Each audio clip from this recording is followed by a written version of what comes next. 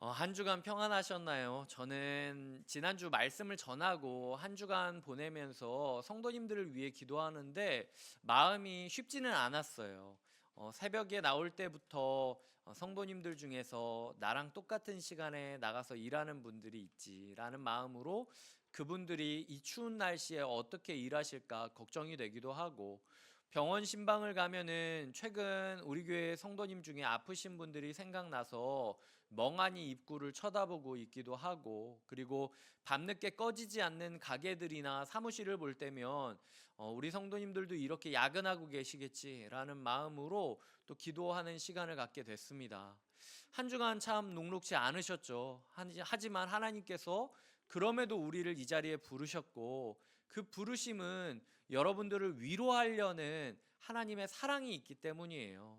그래서 하나님께서 우리 각자에게 어, 나는 너를 이해한다, 나는 너의 마음을 안다 라고 하시면서 우리를 좀 눈물을 닦아주는 시간이 되기를 기도하면서 한 주를 보냈습니다. 그런데 그런 기도 가운데 또 한편 들었던 마음은요, 이 하나님이 그저 눈물 닦아주시고 끝내는 분은 아니시거든요. 그냥 교회에서만 위로해 주시고 나가고 나서는 네가 알아서 살아야지 이런 분이 아니라, 하나님께서는 위로해 주시는 분이신 동시에 답이 되시는 분이세요. 그런데 우리는 너무 교회 안에서, 예배 안에서 위로만 바라고 있는 건 아닌가라는 생각을 하기도 합니다. 내가 이제 너의 눈물을 닦아줬으니 이제 네가 세상 가운데 어떻게 이기며 살아가야 될지 답을 줄게 라고 주시는데도, 마치 병원에만 들리고 약국에서 처방전 내고 약을 타지 않는 그런 불량 환자처럼 우리 또한 분명히 이 자리에서 만났는데도 주님이 주신 처방전을 들지 않고 가는 모습인 것 아닌가 생각하며 한 주간 묵상하게 됐는데요. 마침 오늘 말씀이 그런 주제의 이야기입니다. 그래서 오늘 말씀을 통해서 우리가 그저 위로만 받고 끝나는 예배에서 하나님의 처방전을 받고 나가는 예배가 되기를 꿈꾸면서 한번 말씀 속으로 들어가 봤으면 좋겠어요. 오늘 말씀은 변화산이라고 불려지는 이야기입니다. 예수님이 변했기 때문이에요. 예수님이 그 제자들이랑 함께 산에 가셨고, 그 중에서 베드로, 야고보, 요한 세 사람이랑 산 조금 더 높은 곳으로 올라가십니다. 이 산 높은 곳으로 올라가셔서 예수님이 갑자기 몸이 변화하게 됐는데, 어떻게 변화했느냐?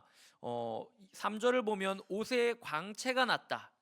세상에서 빨래하는 자가 희게할 수 없을 정도로 환하게 빛났다 라는 이야기를 하고 있어요. 그리고 엘리야, 그 엘리야가 선지자 중에 대표죠. 그리고 모세가 율법의 대표, 구약을 대표하는 율법의 대표자 모세와 선지자의 대표 그 엘리야가 예수님 곁에서 함께 작전 회의를 하는 것을 베드로와 야고보, 요한이 보게 되었습니다.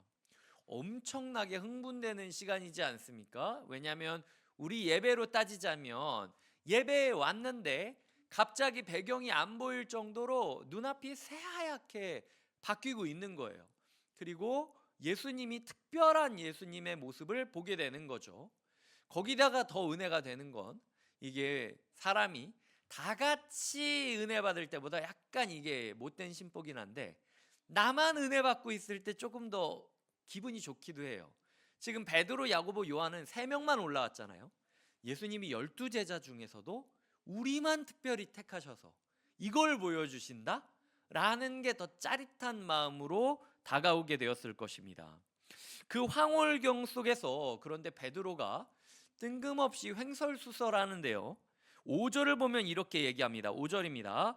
랍비여, 우리가 여기 있는 것이 좋사오니 우리가 초막 셋을 짓되 하나는 주를 위하여, 하나는 모세를 위하여, 하나는 엘리야를 위하여 하사이다 라고 베드로가 이야기하는 거죠. 저는 이 말을 들으며 두 가지가 약간 의아했습니다. 첫 번째, 베드로는 이전 장 8장만 하더라도 예수님을 주는 그리스도 신이다 라고 명확하게 고백을 해요. 세상에 죽음의 공포를 이기게 해줄 수 있는 유일한 분은 예수 그리스도밖에 없다 라고 이야기를 하는 거거든요. 그런데 막상 감정적으로 막 동요되고 흥분되고 뭔가 고향감을 느끼게 된 그 순간 예수님, 그래 이게 우리 주님이지 라고 이야기하는 게 아니라 갑자기 선생님이라는 호칭으로 자기의 마음속에, 예전에는 예수님을 주님이라고 불렀지만 그 시간 동안 마음 가운데 이제는 주님을 다시 또 선생님으로 여기고 있다라는 사실이 자기도 모르게 드러나게 되는 거죠. 두 번째로는요, 초막을 짓자라고 하는데, 가이사라 빌립보에 대해서 제가 이야기 드렸듯 그 가이사라 빌립보는요, 그 판의 신전도 있었고 바알의 산당도 있었고 가이사의 신전도 있었습니다. 그런데 그게 헛되다라는 걸 알고 배웠음에도 불구하고 베드로가 또 갑자기 사당을 짓자고 하는 거예요. 예수님의 신전, 엘리야의 신전, 그리고 모세의 신전, 마치 그리스 로마 신전을 짓듯 여러 신전들을 짓자라고 이야기했던 게, 얘가 지금 뭐 하는 거지? 예수님 말을 제대로 들은 건가? 라는 생각을 하게 만든다라는 거죠. 왜 그랬을까? 6절에 보면 그들이 몹시 무서워했기 때문에 무슨 말을 할지 알지 못했다라고 이야기하고 있습니다. 이 무서워하다라는 단어는요, 소위 말해서 멘붕이 나갔다, 멘붕이 됐다라고 하는 단어입니다. 그러니까 너무 자기가 상상할 수도 없는 상황이 되었기 때문에 생각하고 내뱉은 말이 아니라 자기 마음속에 있었던 게 그냥 쏟아져 나오게 된 거죠. 이게 필터링이 안 되다 보니까 예수님 앞에서 이전까지는 요렇게 말하면 예수님한테 안 혼나겠지, 요렇게 말하면 예수님한테 칭찬받겠지 라고 했던 이야기랑은 전혀 상관없는 속마음이 나온 거예요. 베드로에게 있어서 예수님은 여전히 선생님일 뿐이었고, 베드로는 예수님을 주님으로 믿어서 주님의 길을 따르려고 했던 게 아니라, 그래 이것 봐, 예수라는 선생이 이렇게 탁월하잖아, 사람들은 예수라는 선생에 대해 잘 몰라, 내가 예수라는 선생을 띄워줘야겠어, 내가 예수라는 선생을 좀 이름이 알려지게 노력해야 되겠어 라는 식으로 예수님을 그저 선생으로 여기고 있었다라는 것이죠. 거기다가 예수님은 십자가를 향해 길을 걷자라고 이야기하는데, 그와는 반대로 사당을 짓고 여기서 예수님을 모시면서 사람들을 모으면서 교회를 개척하자라고 이야기하는 예수님과는 정반대의 사역 플랜을 가지고 있었다라는 것이 베드로의 속내였고, 그게 오늘 베드로의 멘탈이 와자작 부서진 그 순간 솔직하게 드러나게 되었다라는 것이죠. 예배 가운데 우리가 은혜 받을 수 있습니다. 감정이 뜨거워질 때가 있죠. 하지만 모든 감정이 뜨거워지는 순간이 은혜의 순간은 아닙니다. 하나님께서는요, 은혜라는 것은 우리의 감정이 뜨거워지건 뜨거워지지 않건, 우리의 마음이 뭉클하건 뭉클하지 않던 은혜의 순간은 다른 기준으로 보아야 된다라고 이야기를 하고 있다라는 거죠. 은혜는요, 감정의 증폭기와도 같다라는 생각을 합니다. 우리가 예배 가운데 갑자기 마음이 뜨거워지는 순간 한번 생각해 보셨으면 좋겠어요. 내가 왜 이렇게 이 대목에서 갑자기 내가 이렇게 가슴이 뜨겁지? 이 대목에서 왜 내가 갑자기 서럽지? 이 대목에서 왜 갑자기 내가 화가 나지? 그거 이유가 있는 겁니다. 내 속내가 예배 가운데 감정으로 탁 터진 거죠. 그러면 어떻게 되느냐? 베드로가 자기의 민낯을 보게 되었듯 우리도 우리의 민낯을 보게 되는 거예요. 아, 내가 예수를 예배하기 위해서 여기까지 왔지만 사실 나는 이런 존재였구나, 사실 나는 예수를 이런 존재로 여겼구나 라는 생각을 깨닫게 되는 게 예배 가운데 감정을 다해서 예배를 드려야 되는 이유라는 거죠. 하지만 말씀드렸듯 그걸로 끝내서는 안 된다라는 게 오늘의 핵심입니다. 원래 베드로는 어떻게 행동해야 됐을까라는 질문에 대한 답이 2절에 등장하고 있는데요, 엿새 후에라는 단어입니다. 이 성경 안에서요, 특정 날짜가 나오면은요, 이게 왜 나왔는지를 고민해 보셔야 돼요. 마가복음은 특히 이 사건 중심이에요. 이 예수님의 십자가 길을 향하여 초고속으로 달리는 사역이 마가복음이기 때문에 아예 옆뒤를 안 돌아보고 앞만 보고 걸어가는 우직한 소의 모습으로 예수님이 그려지거든요. 그래서 마가복음 안에서는 대부분 일정이 나오지 않습니다. 사건과 사건으로 넘어지지, 뭐 며칠 후에, 다음에, 뭐 이런 식으로 나오지, 뭐 엿새가 지났다라는 명확한 날짜가 들어가는 건 이 글자를 통해서 하고 싶은 이야기가 분명히 있다라는 거죠. 그래서 제가 성경 안에 엿새라는 단어를 검색을 해봤습니다. 그런데 어떤 구절이 나왔냐면 출애굽기 24장에 보면 모세라는 사람이, 이 오늘 본문에도 나오죠. 모세라는 사람이 시내산이라는 산에 올라요. 그런데 처음에는 이스라엘 백성이 있고 그 위에는 이스라엘 장로들, 원로들이 있고 그 다음에는 모세랑 여호수아랑 올라와 있었습니다. 그렇게 대기하고 있다가 엿새 후에 하나님이 모세만 올라오라고 해요. 그래서 모세가 산으로 올라갑니다. 거기서 십계명을 받은 거예요. 거기서 성막을 어떻게 만들어야 될지 듣게 된 거예요. 그리고 어떻게 됐느냐? 내려와서 그것들을 다 준비시킨 후에 광야길을 여행하기 시작하는 장면이 등장하는 것이죠. 오늘 본문에서 엿새 후라고 하는 이 엿새의 기준은요, 주님께서 선전포고한 날을 뜻합니다. 베드로야, 네가 나는 그리스도라고 이야기했니? 나는 십자가로 간다 라고 선전포고를 한 그날부터 엿새가 지나도록 대기하고 있다가 갑자기 모세를 산에 부르듯 예수님을 산에 부르신 거예요. 그런데 예수님 혼자 올라간 게 아니라 베드로와 야고보와 요한을 데리고 간 거죠. 구약의 모세 옆에 누가 있었죠? 여호수아가 있었어요. 예수님은 모세 옆에 여호수아가 있었다면 내 곁에는 너희 셋이 있다. 그러니까 너희 셋만큼은 누구보다도 내 마음을 이해하고 누구보다도 나를 도와주면서 이 십자가의 길이 끝날 때까지 같이 팀이 돼줘야 되지 않겠니? 라고 이야기하고 있는 거예요. 게다가 여호수아는 그 시내산 꼭대기로 못 올라가는데 예수님은 3명을 데리고 올라가십니다. 그렇기 때문에 베드로 입장에서 생각했을 땐 엿새 후에 예수님이 하필이면 산에 오르시고 그 산에 나를 데리고 가시고 그리고 나를 이 모든 것들이 변화하고 하나님이랑 대화하는 모습을 보여주신다라는 건 이전 장에서 나를 사단이라고 이야기하셨지만 여전히 예수님은 나를 포기하지 않고 있고 제2의 여호수아로서 나에게 기대를 하고 계시는구나, 감격에 휩싸였어야 돼요. 그래서 그 자리에서 베드로가 했어야 될 원래의 고백은, 주님, 제가 잘못 생각했습니다. 제가 그때 주님 멱살 잡은 거 잘못합니다. 잘못한 것입니다. 주님, 제가 이것까지 봤으니 여호수아가 그러했듯 끝까지 주님 곁을 지키겠습니다.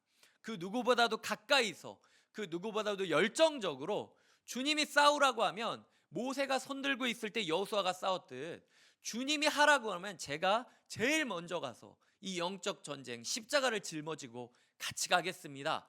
이렇게 이야기를 했어야 됐다라는 거죠.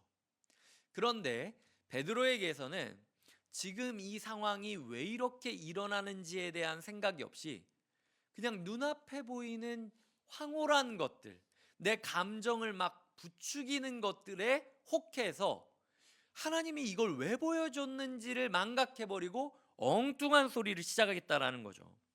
마치 오늘 본문을 보면서 저는 주유소랑 휴게소가 생각이 났습니다. 제가 가족들이랑 동해바다를 보겠다라고 여행을 가고 있는 중이라고 생각을 해보세요. 그런데 요즘은 휴게소 맛집들이 많이 있지 않습니까? 뭐 어디 가평 휴게소 뭐 이런데 뭐 국수가 맛집이다. 그래서 이제 잠깐 들린 거예요. 기름도 넣고 국수도 먹고, 근데 너무 맛있는 거죠. 그래서 가족들한테 이야기하는 겁니다. 바다 갈 필요 있냐? 그냥 여기 텐트 치고 저기 국수도 있고 라면도 있고 해장국도 있는데 우리 오늘은 그냥 한 끼씩 먹고 가면 안 돼? 라고 이야기하면 제 가족들이 저에게 뭐라 그러겠습니까? 정신 차리라고 그러겠죠. 하나님께서 오늘 변화산에 기적을 주시는 거는요, 이 기적을 연료 삼으라는 거예요. 주유소에서 충전하듯, 그리고 휴게소에서 국수 먹듯 하나님께서 우리의 감정을 뜨겁게 만들어 주시고 우리에게 소위 은혜를 불러 넣어 주심으로써 여기서 그냥 닐리리야 텐트 치고 살아가는 게 아니라 이 은혜를 가지고 내가 어디로 가야 될지 알려주십시오. 제가 거기 가겠습니다.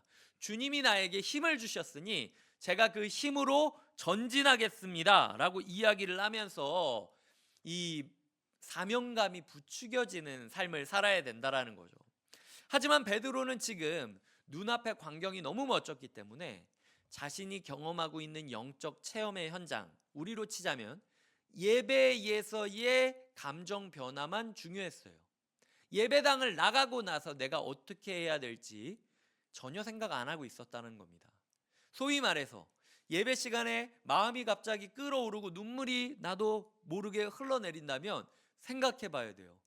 이번 주 무슨 일이 있으려고 내가 이렇게 은혜를 받나? 하나님이 나를 어떤 세상에 나가야 되기 때문에 이렇게 힘을 주시는 건가? 5만 원짜리 충전했으면 5만 원짜리 가야 되기 때문에 충전하시는 거예요.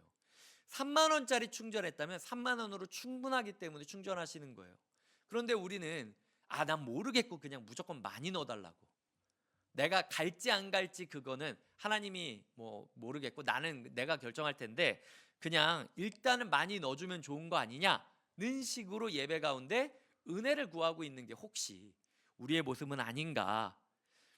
우리의 예배가 찬양의 분위기에 취하고 은혜 받았다라는 감정 자체를 목적으로 삼아서 오늘은 5만 원어치 은혜 받았어, 오늘은 5천 원어치 은혜 받았어 라는 식으로만 예배를 평가하고 있지, 받은 은혜를 가지고 어떻게 살아가야 되는지 하나님께 지령을 듣고 하나님께 지시를 듣고 방향을 설정하는 조율의 시간으로 예배를 보내고 있지는 않은 경우가 많다라는 거죠.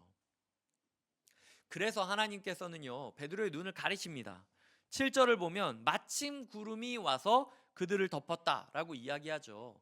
베드로가 횡설수설하니까 마침 하나님께서 눈을 가려주시는 거예요. 너 이거 볼 거 다 봤으니까 더 보면은 너 더 이상한 소리 하겠구나 라고 하면서 눈을 가려주시는 거죠. 그리고 뭐라고 이야기하시냐면 이는 내 사랑하는 아들이니 너희는 그의 말을 들으라 라고 이야기하는 거죠. 예배는요 내 감정이 부풀어 오르는 시간이 아닙니다. 예수님의 음성을 듣는 시간이에요. 내가 어디로 가야 될지 경기 중에 작전 타임을 하면서 예수님 감독의 지시를 받는 시간이 예배 시간이라는 생각을 하셔야 된다는 거죠. 동네 초등학교 운동장에 가보면은요 그 축구를 할 때 공을 뻥 차잖아요. 그러면은 아이들이 20명이 그 공으로 달려갑니다. 그냥 와 하면서 다 20명이 이리 우르르 갔다가 저기서 누구도 누군지 모르는데 공을 뻥 차면은 저쪽으로 다시 우르르 달려갑니다. 이걸 뭐라고 이야기하냐면 전문가들은 볼 워칭이라고 부르곤 한대요. 그러니까 명확한 작전 없이 공이 가는 대로만 우르르 몰리는 현상을 뜻한다라는 거죠. 하지만 프로 선수들은 달라요. 프로 선수들은요 가끔 보면은 왜 저기 달리고 있는지 알지 못할 정도로 이상하게 흩어져 있을 때가 있거든요. 그리고 공이 분명히 저쪽으로 갔는데도 반대편에 더 사람들이 많을 때도 있어요. 왜? 작전을 그렇게 짰기 때문이에요. 프로 축구 선수는요 포지션을 지킬 수 있습니다. 감독이 나에게 말한 포지션이 어딘지를 정확하게 알고 이 게임 플랜을 알고 있기 때문에 경기가 어떻게 흘러가야 되는지를 알고 있기 때문에 그 경기가 흘러가야 되는 방향을 향해서 자기의 걸음을 움직이지 공이 가는 방향을 향해서 움직이지 않는다는 거예요. 여러분에게 예배 시간에 공이 무엇입니까? 내 감정, 내 느낌, 내 생각, 이게 일로 튀면은 절로 우르르 달려가고, 누군가가 어떤 생각을 했더니 울었다 그러면은 나도 예배 시간에 그 생각해보고, 누군가가 어떤 찬양을 했더니 마음이 뜨거워졌다 그럼 나도 그 찬양해보고, 누군가가 손을 들었더니 훨씬 달라졌다 그럼 나도 손 들어보고, 이런 식으로 공 쫓아다니듯이 내 감정이 흘러가는 대로 흘러가는 예배가 우리가 드리고 있는 초등학교 예배가 아닌가라고 돌아봐야 된다라는 거예요. 주님께서는 내가 너희를 여기 부른 이유가 명확하게 있고 내가 너희를 통해서 하고 싶은 일도 명확하게 있는데 근데 너희는 왜 자꾸 네 감정이라는 공만 보고 달려가고 있느냐 말씀하고 계시다라는 거죠. 그런 면에서 예배는요, 분기점이 돼야 돼요. 내 감정이 얼마나 좋았느냐 안 좋아졌느냐로 평가하는 게 아니라 이 예배를 통해서 예수님의 뜻이 무엇인지를 명확하게 발견하고 따를지 말지 결정하는 분기점이 되는 순간, 감독인 예수님의 명령 아래에서 내가 말을 들을지 안 들을지 결정하는 순간, 그게 우리의 예배가 돼야 된다라는 거죠. 그래서 결국 마지막에 보면 8절에 뭐라고 합니까? 문득 둘러보니 아무도 보이지 않고 오직 예수와 자기들 뿐이었더라. 감독의 말이 들리는 거예요. 관중이 보이는 게 아니라 감독과 우리 선수들만 보이는 거죠. 그래서 상황에 휘둘리지 않고 느낌에 휘둘리지 않고 내 감정에 휘둘리지 않고 감독의 게임 운영에 몸을 맡기면서 나의 본분을 다하고 나의 소임을 다하는 것, 그것이 우리 가운데 주시는 하나님께서 예배를 주시고 은혜를 주시는 이유라는 거죠. 화려했던 모세도 엘리야도 사라집니다. 신옷도 없어졌어요. 어떻게 보면은 허무한 순간입니다. 그런 적 있지 않아요? 예배 가운데 너무 뜨거웠는데 나가는 순간 그 감격이 좀 시들어 버린 듯한 느낌, 갑자기 아련해진 듯한 느낌이 들 때가 있다는 겁니다. 이게 나쁜 게 아니에요. 자연스러운 거예요. 중요한 건 그거는 지나가되 예수만 남았느냐? 주님께서는 우리에게 묻고 있는 거죠. 너희의 예배에는 예수만 남은 예배냐? 예수는 없고 딴 것만 남은 예배냐? 주님께서 우리의 예배를 돌아보기를 원하신다라는 겁니다. 이제 말씀을 좀 정리해 보도록 하겠습니다. 예배는요, 감정이 전부가 아닙니다. 예수가 남아야 돼요. 예배는요, 예수님을 만나는 작전 타임입니다. 주님이 이 예배 시간에 말씀하는 거죠. 점수 보지 마. 해야 할 일이 무엇인지만 정확하게 기억해. 한 포제션 한 포제션, 한 걸음 한 걸음만 제대로 걸어가면 다 이길 수 있어. 주님께서 우리에게 작전 타임을 하시고 말씀해 주시는 거죠. 주님께서는 신앙생활의 성패가 감정이 끓어오르는 거에 따라 달리는 게 아니라 얼마나 우리가 말씀을 듣고 순종하는 자세를 갖느냐에 따라 달라질 수 있음을 말씀하고 있습니다. 한 유명 축구 선수의 아버지가 인터뷰한 걸 본 적이 있어요. 그분은요, 트로피 받았던 거를 다 창고에다 넣어놨대요. 이유가 뭐냐면 이 트로피를 보면은 마음에 방심이 된다는 거예요. 안일해진다는 거예요. 안주해진다는 거예요. 그래서 내 아들의 커리어가 끝나면 그때 트로피 봐라.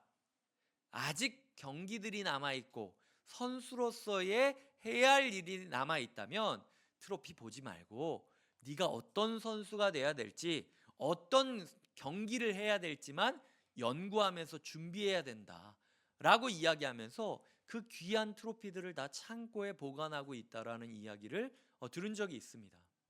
혹시 여러분들 가운데 예배에 트로피를 모으고 계시는 분들 없으세요?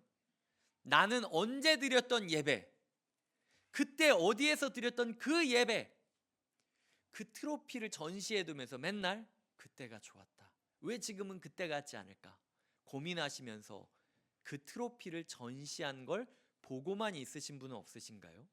주님께서는 우리의 예배의 트로피를 치워버리라고 얘기하세요. 지금 이 순간, 요번 한 주간 우리가 어떻게 살아야 할지를 듣는 시간이 이 예배인 거예요. 주님께서 우리에게 주시는 말씀에 집중하고, 그리하여 우리의 한 주가 지났을 때, 다음 주일이 되었을 때 목사님, 주님, 제 삶에 예수만 남았습니다 라고 고백할 수 있다면 우리는 예배를 예배답게 드린 사람이라는 것이죠. 베드로처럼 황홀경이나 두려움이라는 감정에 휩쓸려서 횡설수설, 좌충우돌, 우왕좌왕하다가 끝내지 않으셨으면 좋겠어요. 들뜨면 실수합니다. 위축되면 주저앉습니다. 우리는 말씀을 따라 삶을 결정하며 말씀의 길을 따라 십자가를 향해 나아가야 돼요. 주님께서 오늘 예배를 통해 우리에게 연료를 주셨습니다. 그만큼 달려야 될 거예요. 우리가 달려야 될 길을 꿈꾸며 우리의 텐트를 접고 한 주간 우리가 최선을 다하여 하나님의 예배자로서 달리겠다라고 결단하는 예배 시간 되시길 주님의 이름으로 축복드립니다. 기도하시겠습니다. 하나님 아버지 감사합니다. 우리의 예배를 점검합니다. 주님, 우리의 예배가 그저 감정을 자극하려는데 온 신경을 쓰고 있던 것은 아닌지 돌아보게 하여 주시고 오직 예수만 남는 예배가 되게 하여 주시옵소서. 예수님의 이름으로 기도드립니다. 아멘. 이 시간 주님의 선하심과 신실하심이 우리의 삶에 녹아들기를 꿈꾸며 함께 찬양하겠습니다.